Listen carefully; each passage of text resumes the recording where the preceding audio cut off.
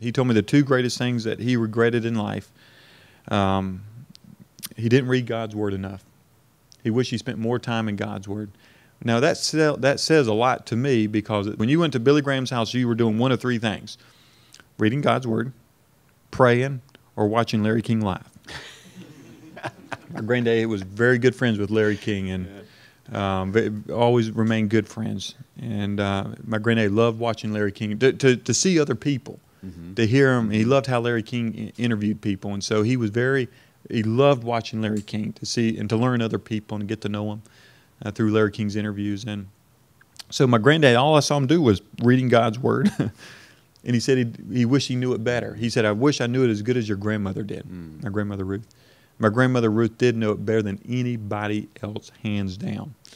One of the most gracious ladies I've ever met in my life.